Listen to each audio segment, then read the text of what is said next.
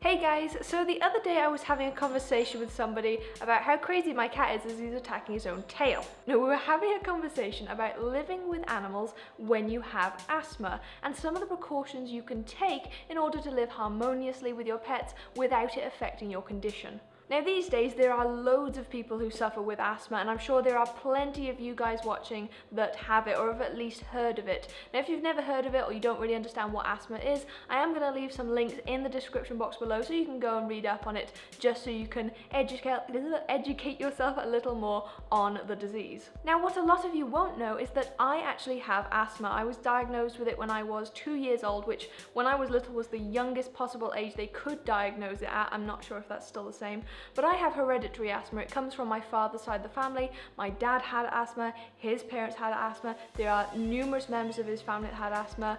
All of my father's biological children have asthma, myself included. So it is something that I have to deal with, and living with animals can make it a little bit of a challenge, but I have grown up with animals, I've had them in my life for my entire life, and so naturally I've picked up a few ways of managing life with animals and life with asthma, and managing to keep the two well balanced so that they don't affect each other. So I'm going to be sharing with you 5 of the simplest things you can do in your life to ensure that you can live with your pets without it having a massive effect on your health. It is an old myth that you can't have pets if you have asthma. Completely untrue. All you have to do is be a little more cautious about things. Tip number 1 is to make sure you dust, vacuum and mop on a regular basis. For a lot of asthma sufferers, one of the biggest triggers is dust. So you want to keep those dust levels down, but when you've got animals around, obviously those dust levels are going to start creeping up, so you need to be on top of that. Make sure you're cleaning down all your work surfaces, dusting your shelves and any cupboards that you have. On top of cupboards too, don't forget those.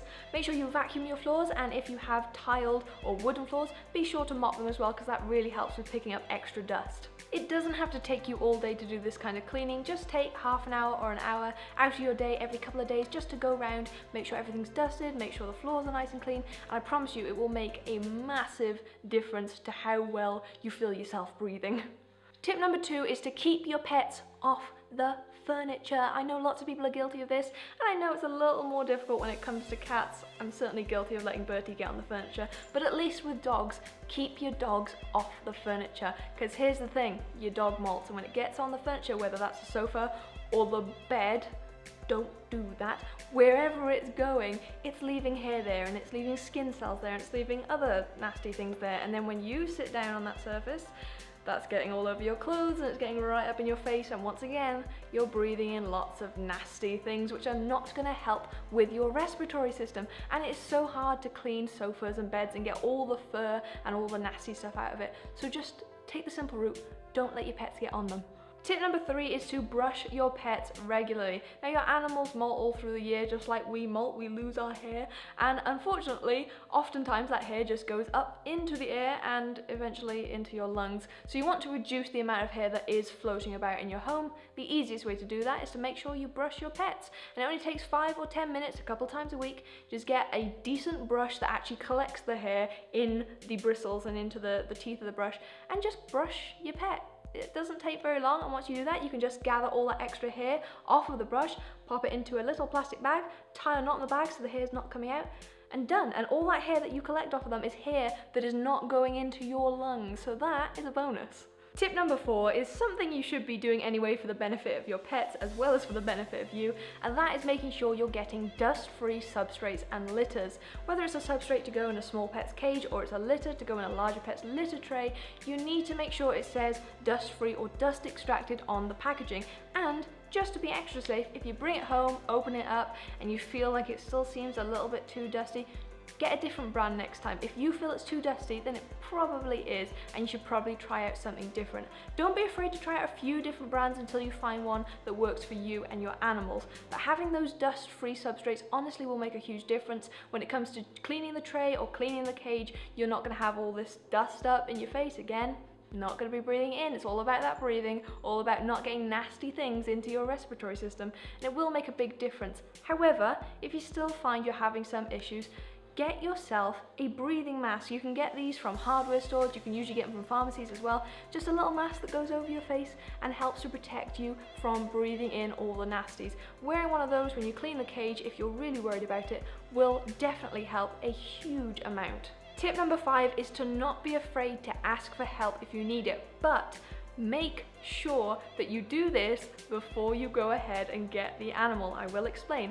If you're considering getting a pet, don't just presume that when your asthma is bad, when you're having trouble breathing, that everybody around you is going to rush to help you out. Now, they probably will, but don't presume it. Make sure if you're considering getting an animal, you sit down with the other members of your household and you just say to them, look, I want to get this animal, but if I'm having trouble with breathing, if I'm having trouble with my asthma, would you be able to help me out? I mean, just be simple things like helping me clean out the litter tray, or helping me clean out the cage, or helping me by brushing the animal. Would you be okay with helping me with those things when I need it? Most people will be more than happy to help, but you've got to ask first. You've got to check with them to make sure they're all on board with it before you go ahead and get the animal. That way you can make sure if you are having a difficult time, you've got someone there to help you out and you don't have to be worried about asking them for their help. Just make sure you never do anything that's going to worsen your health. If you are having a difficult time breathing, please don't just think, oh, I'll just go ahead and do it anyway. It's only one little thing. Get somebody's help, because it's so much better for you to have someone assisting you than for you to put yourself in a situation that could potentially make your health a lot worse and something you could potentially regret. So just don't be scared to ask. So those are my 5 tips for living with pets when you have asthma. If you are someone who suffers with asthma and you have any other tips or advice you would like to share, please don't hesitate to feel free in the comment section below. I would love to hear them. I'm sure plenty of other people would love to hear them as well. So go ahead and do that if you have any more tips or advice. And if you enjoyed this video, found it helpful, don't forget to leave us a thumbs up. You can also share this video with your friends, and you can subscribe to the channel if you haven't already. Also, don't forget to come and check us out on Twitter and Instagram, linked in the description box below. I'll see you guys next time. Bye bye.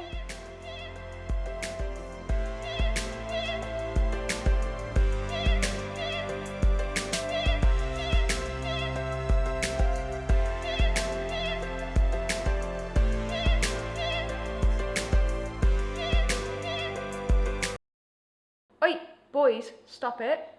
Bertie, leave the dog alone. Scrapey, scrapey chairs. Yes, just like that. Stop scraping. Thank you. What's wrong with you two? Stop. What's he doing to you, John boy? Is he beating you up? You're about 4 times his size. Get him.